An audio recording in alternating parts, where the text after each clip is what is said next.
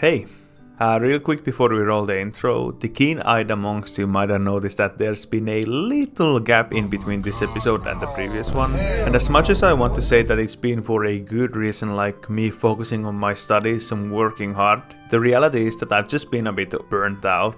The reason for this is because I felt like I wanted to keep outdoing every video and make them better and better, but it kinda got to the point where the pressure to outperform every previous video just sucked the fun out of editing, and it started to feel like an insurmountable task, rather than just me having fun with it. I don't think you can actually cook. With that being said, after some time off and really kind comments from viewers and friends, I've worked through these issues, at least I think I have, and understand that the whole series is just supposed to be fun for me. So moving forward, I'll be focusing more on just having fun with the whole process, making editing just more fun, and hoping that will translate to the videos themselves.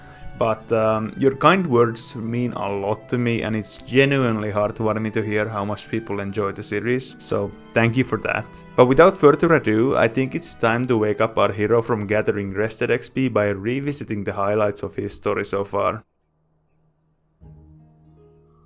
After the brief introduction to the series, Punchline was born and the rules were set. The character could never equip a weapon and can only fight with his fists. He would also be completely self-sufficient, which meant that he could never trade with other people or use the auction house. Self-sufficiency would also mean that during his journey he would be restricted from grouping up with other players or getting any form of external help, meaning he would take on the challenges of leveling by himself. After the groundwork was set, Punchline started his grand journey towards glory of the hero and subsequently the Red Proto-drake. The journey got off to a great start as I forgot to document my adventures in the starting area, but the Eversong Woods would turn out to be a nice soft landing compared to what was to come. I took in the scenery, the nice quests, and the initial levels came flying. I also got started with my professions, picking up herbalism and alchemy as well as cooking, as I knew I would need the potions and the well-fed foods later on in my journey. After some time had passed, at level 12 I would leave the comfort of Eversong Woods behind and look ahead at my first big challenge, the Ghostlands. As I was making my way to the Ghostlands, I set myself a simple yet ambitious goal. I would try to solo every elite in the zone. At the time I had no idea if this was possible, but after getting some new abilities, green quality items and finding success at my first elite, I gained confidence. Anoxuten fell, and after some technical trickery, so did Kelgash the Wicked. Next up were the abominations Luzran and Knucklerot. I glanced at Luzran, the infamous level 21 elite, and as a level 18 paladin with no weapon, I knew I wouldn't stand a chance at even ground. I would have to come up with a new strategy, and what I came up with would become one of the staple elite soloing strategies for my paladin, and that is kiting. I would engage Luzran, chip away at him from a distance, dropping judgments and stun as I'm running away, and eventually I would lead him to the town of Tranquillan. Here the guards would hopefully do the rest of the work for me, and luckily they did. I would apply the same strategy against Knucklerot and barely get away with it. Only the final boss of Ghostlands remained, Darkhan Drathir. At this point I was very optimistic and confident, as I had basically encountered no resistance or struggles. I would keep questing until level 19 until I finally came face to face with him. And after the first pull I was in for a rough reality check, because he would turn out to be a problem. Darkhan had a lot of health and I had to get creative in kiting his casts. Not only that, but I was on a timer because of the NPCs around the area I was using to kite him would respawn after about 5 minutes. I kept experimenting, kiting him outside, inside the necropolis, and eventually I tried to kite him all the way to Tranquillan. Unfortunately, none of these attempts got me anywhere, and after 9 different 5 to 10 minute attempts, I was out of options, as clearly Darkhan didn't play by the traditional rules where I could just use the guards to help me with him. I concluded that the only way to beat him would be to get my level 20 power spike, which would not only unlock one of the strongest undead slaying spells in the game, being Exorcism, but also one of the biggest accomplishments a character in World of Warcraft can attain, my first mount. After acquiring this newfound power, it was time to make one final trip to Darkhan's necropolis. There, on pull number 10, he would finally fall. The reward for all of this trouble was a beautiful rare weapon, one that we would obviously end up vendoring. Coastlands was finished, and it was time to take a step outside of the Blood Elf areas and venture into the next continent, Kalimdor. After a brief detour in the Undercity, my feet finally touched Kalimdor and the sands of Durotar. I would park my character in the Barrens, and after a week-long break I would come back to Joyous Journeys, a buff that gave plus 50% EXP, which I at the time didn't know you could just turn that off, so we kinda just stuck with it. Taking on the Barrens would turn out to be a pretty ordinary ordeal, and before I even knew it I was level 21, moving to Stone Talon Mountains. This zone also started a little slow, but before I knew it there were a couple of incidents. I can just jump here and skip all of these mobs on the left. Okay, yeah, I'm going for it. Ah! Nothing personal, kid. Oh no, I got ganked by a Draenei warrior named Draenex. Oh my god. At level 25 I would take on the final zone of this episode, Ashenwell. This place was simple but very efficient, giving us a satisfying route to wrap around and complete the zone in one fell swoop. We were successful in doing this, ending up at Stone Talon again at nearly level 28. And this level I would wrap up just 1 minute before the servers would go down for maintenance. There's not a better time to call it for an episode than that. 28 was a great level to move down to the Thousand Needles, but before that I wanted to wrap up the rest of Southern Barrens, which led to some questing and a bit of limit testing. After that I moved on to the Thousand Needles for real this time and gave a nice little introduction of the place for those who are not too familiar with it. If you're even slightly familiar with this place, you know that it's a logistical nightmare to traverse, especially for new players. And why is that? Well, it's because most of the Tauren population decided that they want a penthouse view. As we got acquainted with the zone and its quest, the shenanigans and the XP came flowing in, as we moved through the entirety of the zone in one go, from the mountains to the shimmering flats. I would end the zone at nearly level 32, and what happened after that, well, I'll just let my old self explain. But what happened after this was, well, nothing really. No grand challenges, no interesting storylines that I could work with, no Draenex. God, I miss him. It was just Punchline hitting things and, well, doing quests. And seeing as I don't want to make the next 3 episodes consist of musical quest montages and slow progress, I'll instead treat you to some storytelling.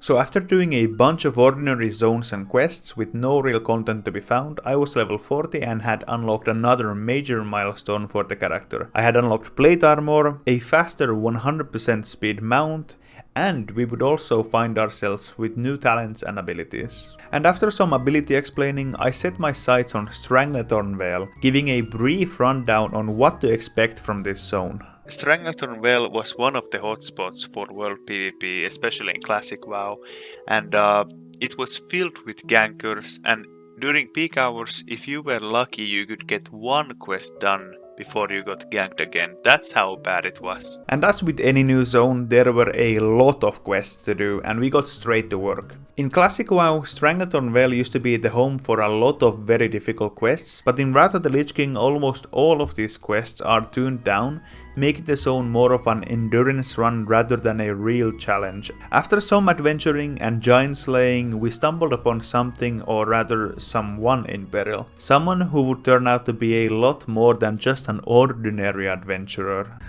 Wait, is that real Shaco from League of Legends? There you go, I gotta get on this guy's good side. Hey, no worries, Shasha. Take it easy, man. It was no trouble.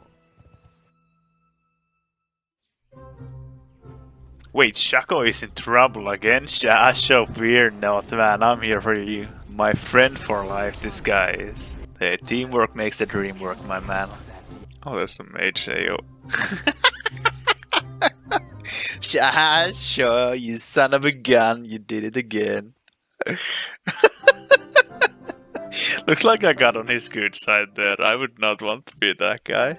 That's still recharging. Oh, look who it is, man. Wait. He's killing someone again. Oh my god, it's exactly like that one picture. Just me here being peacefully farming while Shaco is terrorizing every single other horde in the zone. I love this guy.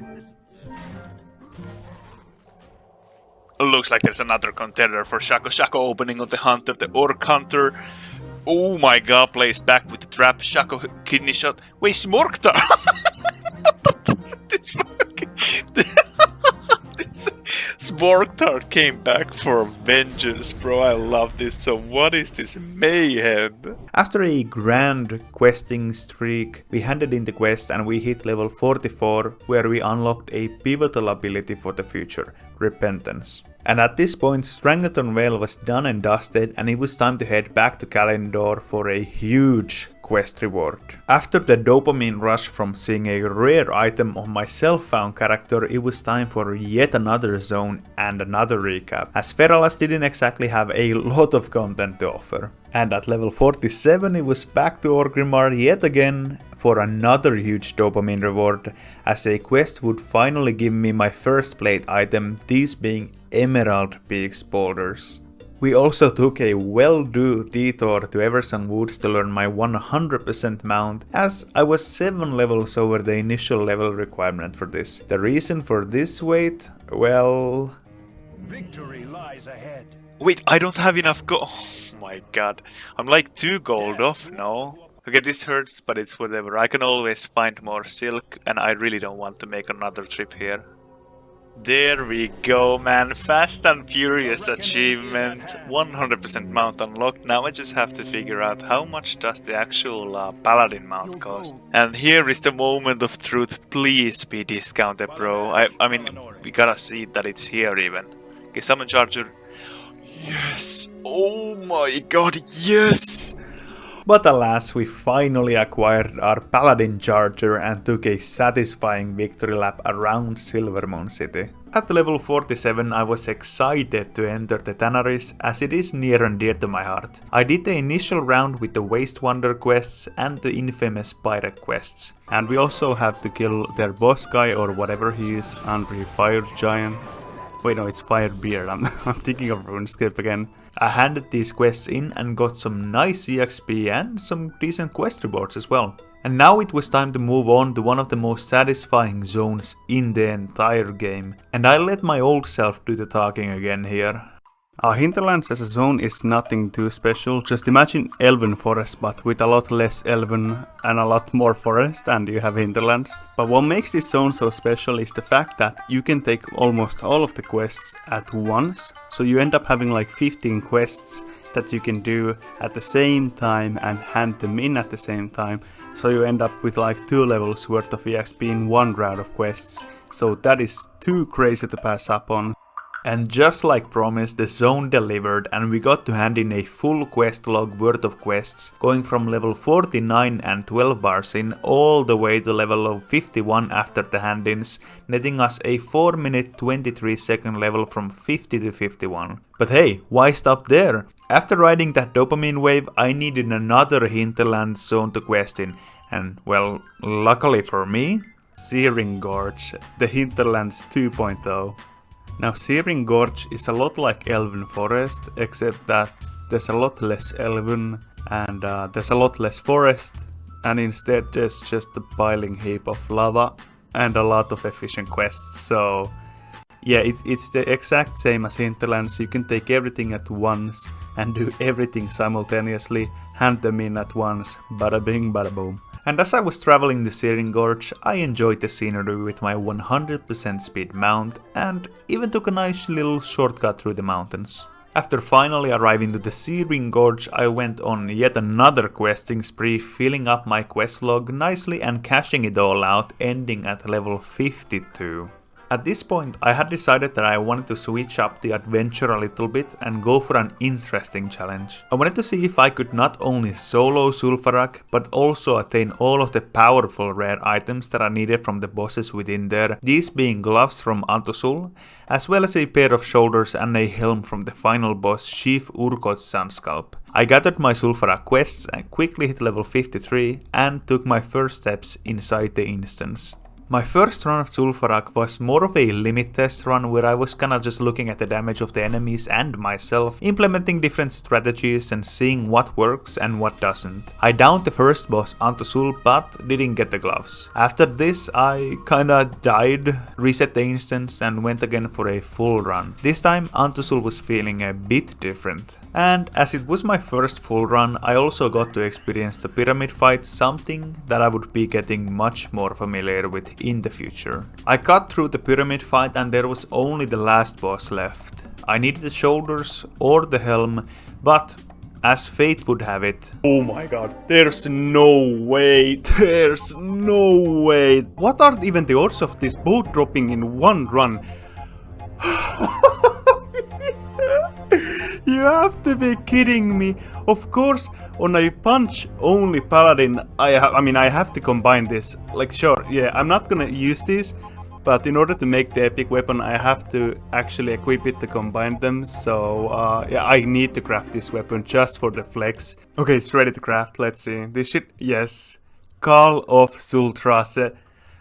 Oh my god, I'm still shook. Like, I'm not gonna use this, but this is staying in the bank for the rest of this character's lifetime. There it is, Zul'Trace the Lasher. Like, I dreamt of this kit as a weapon, and now I just randomly get it. I've never had this before, so it's so fitting and ironic that I get it on this character. What a trophy to get, holy shit. After Gazrilla, my first complete Zul'Farrak was a wrap and all of the quests were done. Now I just needed to go for Antuzul and the final boss, and repeat till I get the items that I need. Ironically, the last bosses are the easiest in this place. Yes! Oh my, I'm getting spooned so hard, what?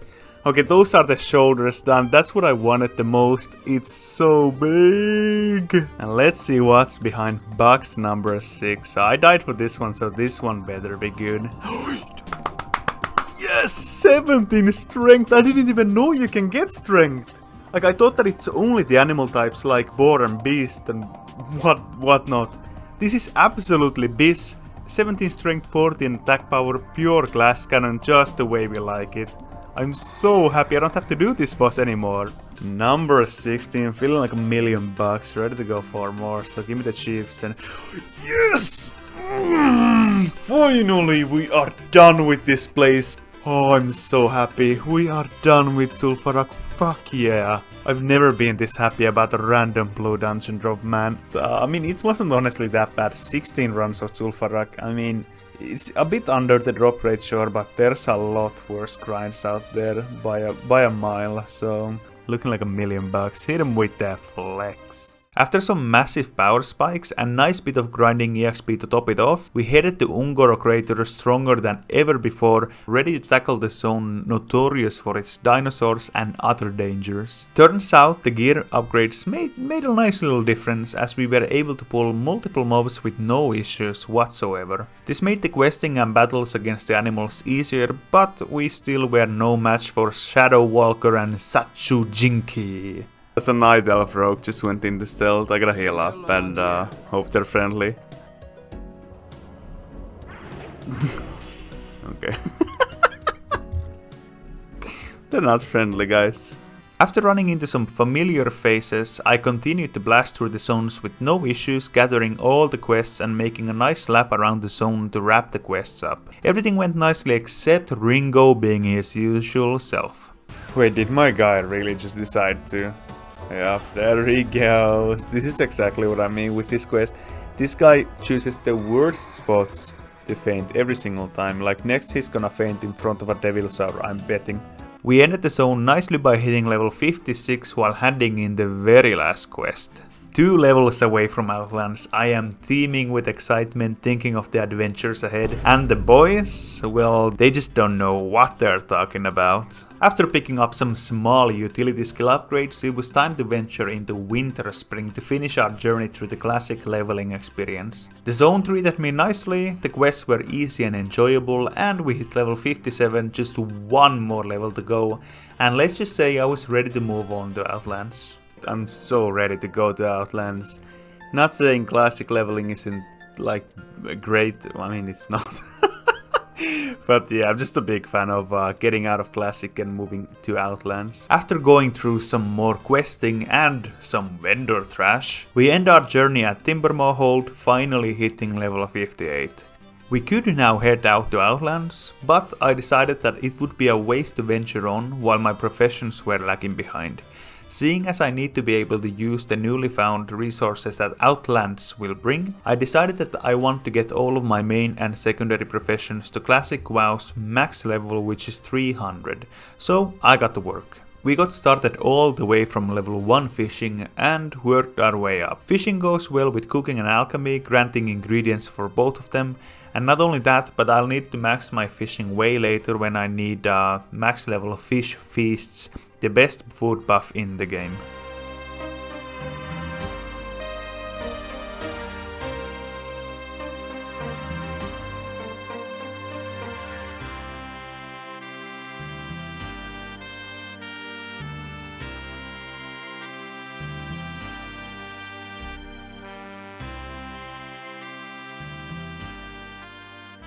And now, with fully maxed out professions, we were truly ready to march through the Dark Portal and face the very first zone of Outlands, the Hellfire Peninsula. After taking my steps through the Dark Portal and soaking in the sights, I explained that Outlands is the home of more challenging content, hosting a lot of elite and group quests. So the biggest change from Azeroth leveling to Outlands leveling is the amount of challenges you have here. So in Outlands there's a lot more elite and group quests, and because of that I'm very excited because those are the things I wanna do. I wanna challenge myself, and because of this I'm gonna be going for every single elite quest that I can reasonably do by myself. So we'll see how far I can get here in Outlands and just take on those elites. And we could feel the danger lurking around on our very first minutes in the zone. However, it didn't stop us and we hit a big level 60, unlocking flying mounts. But seeing as it costs a fortune, we had to let it simmer and come back to it a bit later. And even though we did step foot into another world, some things will always be the same, as I had no problems doing 8 mob pulls and just blasting them down. Some levels and milestones later, we found ourselves at the doorstep of the very first elite encounter, Black Talon the Savage. Even though I remembered this being a lot tougher, the fight was relatively easy, but maybe that's just paladins being OP. The reward for this quest, however, was very nice, pushing out yet another Zul'Farrak item that we had worked so hard for, but hey, upgrades are upgrades, you just gotta take them. At level 63 it was time to take on the most famous elite of Hellfire Peninsula, and I'll just let my old self do the introductions. You face Garastus, Eladar Lord of the Burning Legion! And the time has come to take on our second elite of Outlands, and arguably the hardest one in Hellfire Peninsula, because this guy Erasius the Cruel, he's the real deal. He really is kind of like an outworld boss, having multiple abilities like Pyroblast, summon ads, all kinds of shenanigans. He can silence you, he can just do AoE volleys. So yeah, we'll see how this goes. I'm gonna try to take him on traditionally at first and try to out-sustain his damage, but yeah, no idea how this is gonna go. After some poking and prodding, I came to the conclusion that there's no hope of taking this guy on in traditional combat, so I had to get creative and resort to the staple Punchline strategy. I mean, he does heal the full, but this does give me an idea. He can't find a path here, but if I work around it, maybe I can use this little corridor here to kite him around. Okay, pull number 2, I'm gonna try something really cheeky. Instead of him evading, I'm gonna kite him around personally through this path that he can't find. And hopefully I'll be able to kite him all the way to Thralmar, where the gods help me. And kite him around I did. After maintaining combat, kiting and healing myself for almost 5 minutes, we managed to kite Erasius all the way to Thralmar, where the guards gave me a helping hand. Not that I needed it, seeing as the guy was already at 20% from the kiting alone. But yeah, that's it. I would say the hardest elite, or quest elite in Hellfire Peninsula is down, so very happy about that. After some more questing, I had finally gathered enough money to pick up my very first flying mount, and what a feeling that was. I think it's finally about time we unlock the expert riding, and there it is, into the wild blue yonder. No idea what that is referencing, but I'll take it. And now is the big question, what color do I go for? We have 3 options. We have the blue Wind Rider, we have the tawny Wind Rider, and we have the green Wind Rider. And I usually always go with the tawny, so I think it fits the color scheme here as well. And I have the mount bound on my account already, which means that I've learned it on another character. But in the sake of being clear with solo self-sufficient rules, I'll still buy the mount and just delete it, so it costs the original amount of gold. And with flying unlocked, cooking through the rest of the zone was fairly pleasant. And the only challenge left was the Colossus at Fallen Sky Ridge. By using some clever tricks, we made the fights easier and subsequently the quests as well. This very quest also gave us another power spike in the form of our very first Libram, a paladin only item slot that gives different benefits depending on the Libram effect. After making quick work of the final Colossus boss Goliathon, it was time to pick up our last reward, wave the zone and its fell reavers goodbye and move on to the next zone, Zanger Marsh. It's the perfect timing.